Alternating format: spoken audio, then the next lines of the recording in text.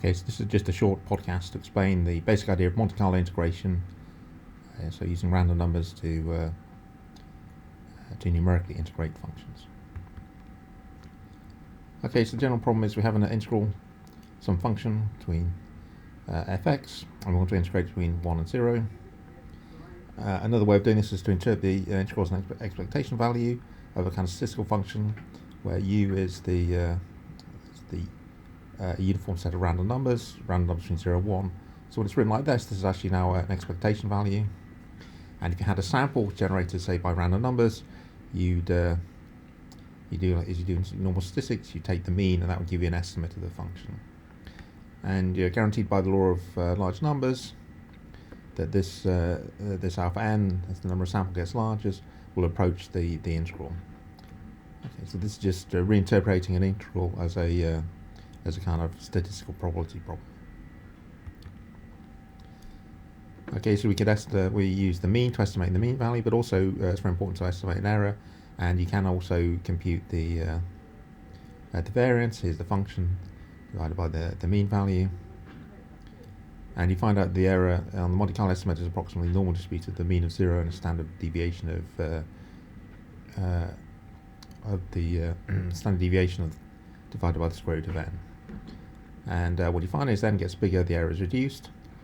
Okay, so this is a kind of theoretical expression. So this alpha is the value of the integral. So one of the reasons we can't use this so much because we can't do the original integral, so we can't do this integral. But what we can do is compute the standard deviation of the sample. So we end up with a whole bunch of random numbers, and we can take the mean, and then we can compute the standard deviation, and then get an error divided by the square root of n. And this always tells us what happens is the method becomes more accurate as the number of samples increases. Okay, just to remind you what happens. In the first year, integrals can be computed by numerically with rules such as the trapezoid rule, and also more kind of complicated rules called the Simpson's rule. And essentially the same idea. You integrate functions between 1 and 0, and the sum rule we use function evaluations at various points, and you add them together. Okay, so in one dimension, this is all fine. There's various variants of this thing still coded in packages, but you find that if you try to code this thing up in multi-dimensions, the error goes like n to minus 2 divided by d. The actual error depends on the dimension, and as you start to go into multi-dimensional integrals, which are many applications require them, it gets very, very expensive to actually apply this basic idea to say if you want to do a 2-dimensional, 3-dimensional, or 8-dimensional integral, then many applications want to do. The advantage of the Monte Carlo method is it goes like 1 over the square root of the number of samples, and the error is independent of the dimensions of the space. And so Monte Carlo methods are more efficient to compute multi-dimensional integrals than standard methods such as the trapezoid rule. And in finance, people want to do like 300 integration, would say over 300 variables. Okay, so the kind of philosophy we've taken in this course, we'll look at we'll do some multi-dimensional integrals with Monte Carlo, and we'll test the methods, some of the kind of methods to speed the calculation up in one dimension. So really, Monte Carlo methods are not really designed, they'll work in one dimension, but they're much more efficient ways of doing it, but we're just doing it to test some of the other methods. Okay, so how does this work in Matlab? So if we try to do this integral here, between 1 and 0, this is the integrand, cos 50x plus sine 20x squared. And I've coded this up as a kind of anonymous function in Matlab, cos 50 dot star x, and this dot star x thing is because if you want to do this function that they'll then apply to an array or a vector of x. Here's a number of Monte Carlo samples.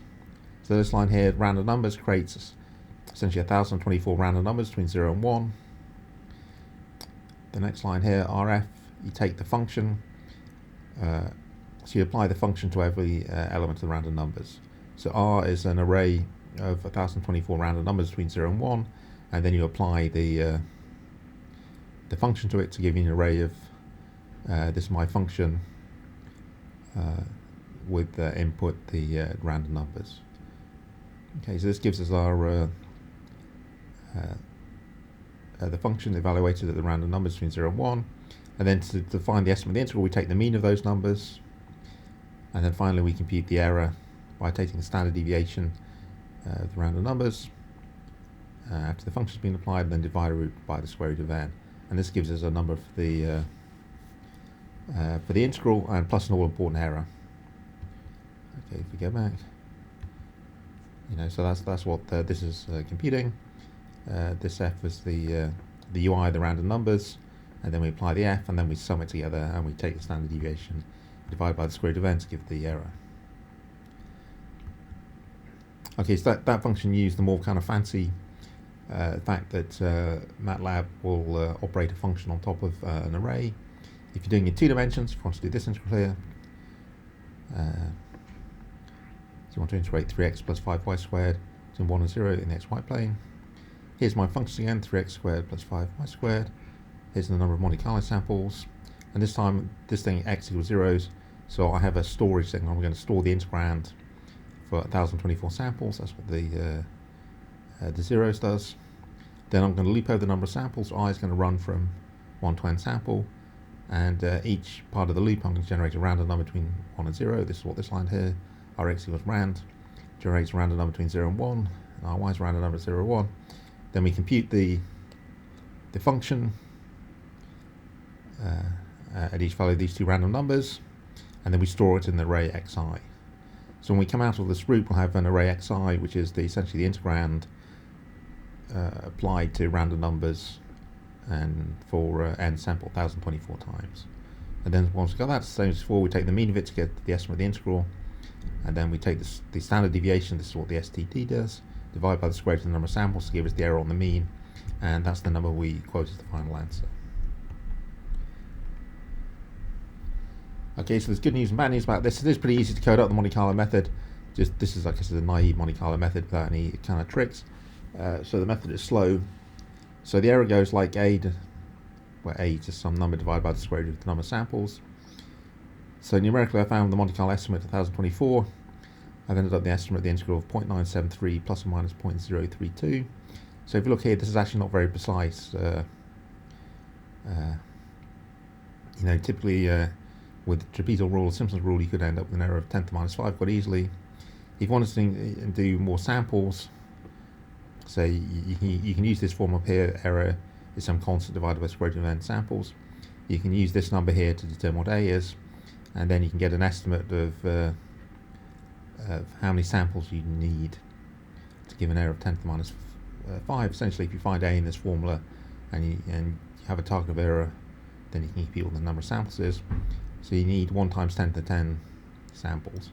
And if you think that even if computing each one of these samples takes a fraction of a second, when you start doing 10 to the 10 times a fraction of a second, it starts to go, takes a long time.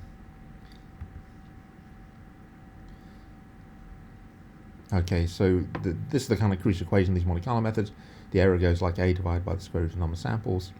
And the name of the game to speed this thing up is to reduce the number of samples. So I'm not going to speak about this much in the podcast. We did do this in a lecture. There are various kind of variance reduction methods. Essentially, you want to reduce the A. And there are 2 main things, one of which is importance sampling, where you change the type of random numbers you use, and the other one is stratified sampling, which I'm not going to deal with here, but here you essentially split the integration region into 2 integrals, and if you do that cleverly, you can actually reduce the error.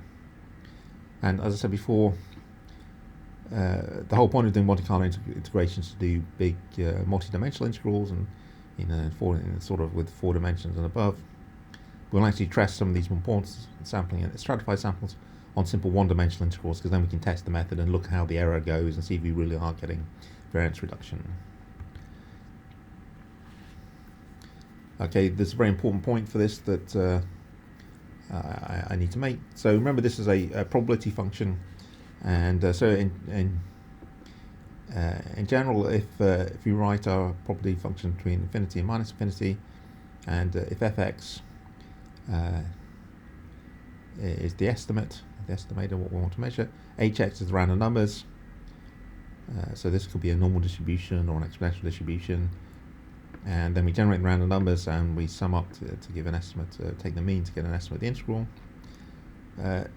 Because it's probability, we've got to remember that this assumes that this hx is this probability distribution, which could be the normal distribution, or the exponential distribution is actually a real probability. That means it all sums up when you integrate the probability density between infinity and minus infinity, the EV1.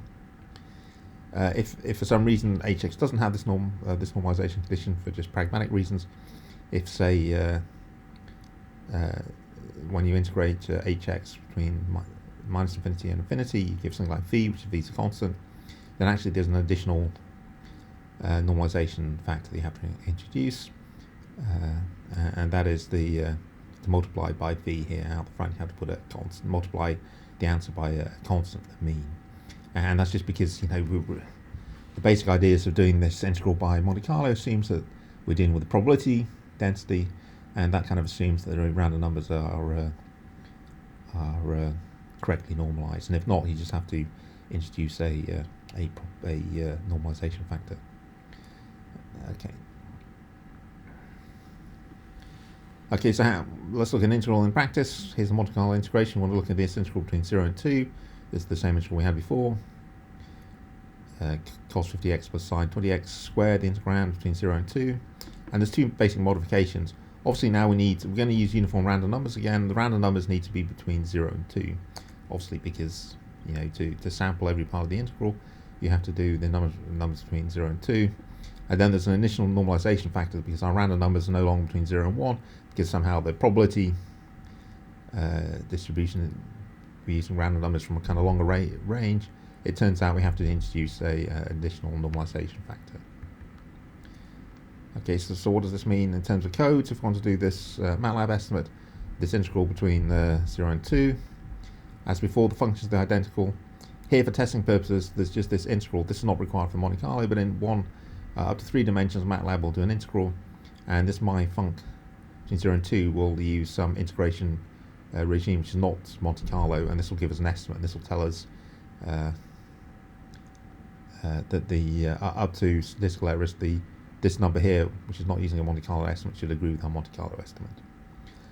Okay, so I told you the two modifications need to do this integral, one of which the random numbers need to be between 0 and 2. So random produces 1024 random numbers between 0 and 1, and then to obviously get random numbers between 0 and 2, we just multiply by 2.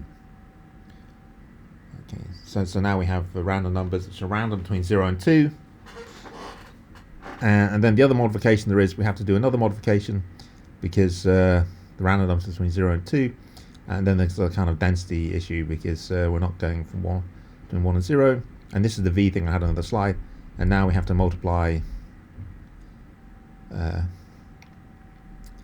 the functions on the random numbers by a factor of 2, and okay, and this is like this v function on this slide here, because the random numbers are now between 0 and 2. It's a much bigger integration range, and there's a kind of normalization issue to make sure the random numbers are actually properly normalized. You have to introduce this additional factor of 2, and then after that everything's the same. And we take the mean of the numbers, compute the standard deviation of the numbers, and divide by the square root. Okay, and then report it. So when we do things like stratified sampling a bit later on in some of the coursework, you'll see that we break the integration regime up into segments. If you're doing stratified sampling, you break this from 0 to 1, and then 1 to 2, and then you have to make sure you get all these normalization factors right. You have to get your random numbers going with the right range, and also have this little factor at the front correct. Okay, so this is the end of this basic podcast. So we've just done basic vanilla Monte Carlo integration and discussed essentially just focusing on using random numbers from the uniform distribution, and that's the end of the podcast.